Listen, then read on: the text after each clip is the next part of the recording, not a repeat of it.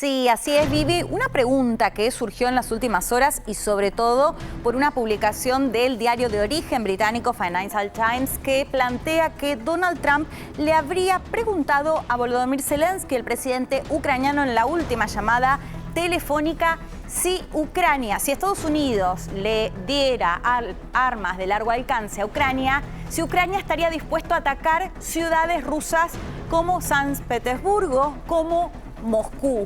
Esto es lo que trascendió en este medio de comunicación y, por supuesto, se abrieron varias advertencias. ¿Por qué? A ver, recordemos que, por un lado, esta publicación se da en un contexto en el cual Donald Trump, que sostenía que en 24 horas iba a terminar la guerra en Ucrania, sostuvo en los últimos días que está decepcionado con Putin. Recordemos que se han comunicado telefónicamente, que de hecho Estados Unidos había paralizado el envío de parte de las armas a Ucrania, lo que se esperaba que se llegue a una negociación y a un cese al fuego, algo que no solo no sucedió, sino que continuaron los ataques de Rusia a Ucrania. Es en ese contexto que se da esta pregunta y ya estaríamos hablando de un ataque a ciudades como Moscú a otra escala, porque recordemos que cuando Rusia invade Ucrania en el 2022, lo que hace este país ucraniano es también tomar el control de parte de Rusia, pero recién el año pasado, y partes que están cerca de la frontera.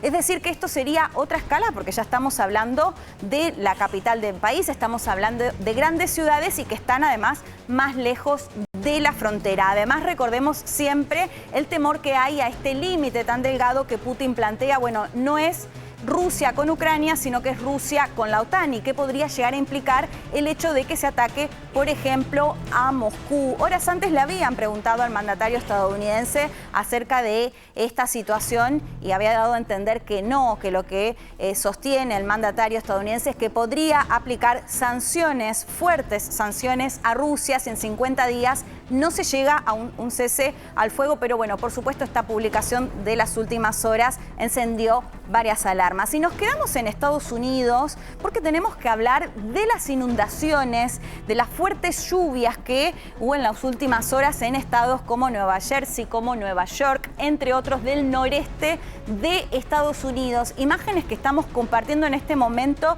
incluso en el subte, cómo llegaba el agua, estas inundaciones, incluso en la ciudad de Nueva York también, pero les mencionaba además el resto de los estados del noreste estadounidense. Hasta el momento al menos 2 muertos se calculan, pero además llega en un contexto en el cual en los últimos días hablábamos también de las fuertes inundaciones en Texas que ocasionaron al menos 130 muertos y decenas de personas que aún están desaparecidas. Así que, bueno, continúa este temor a las inundaciones que están afectando a gran parte de Estados Unidos, aparte de los estados. Si les parece, compartimos testimonios víctimas justamente de estas lluvias tan intensas en Estados Unidos. When I got here to the 28th Street station, water was already coming up, and so I walked to 34th Street. When I got to 34th Street, the train was running. Once I got on the train stopped at 103rd Street, and I waited there for about 45 minutes before I ended up having to just take a cab home because that was the only option for me to get home last night. So I got home. It took me about 2.5 hours to get home last night. I mean, it's not the first time that it floods. I've been working here for 11 years, so whenever there's like massive rain, we know that this station is not going to be working. I hope that we can fix it because it was quite an inconvenience for me last night to get home. Oh, yesterday I know it's like the heavy storms that just suddenly actually just comes in. We know actually the storm comes, but actually we didn't get any warning. So actually we didn't prepare just well for those one, I believe.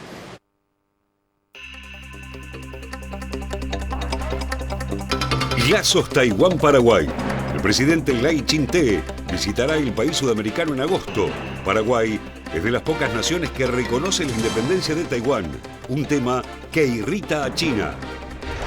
Ataque israelí a Siria.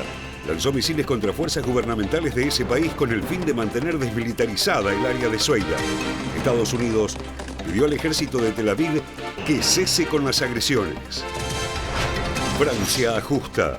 El primer ministro François Bayrou anunció un plan para reducir el déficit de las cuentas públicas de 44.000 millones de euros. Eliminará feriados y buscará crear empleo y fortalecer la industria.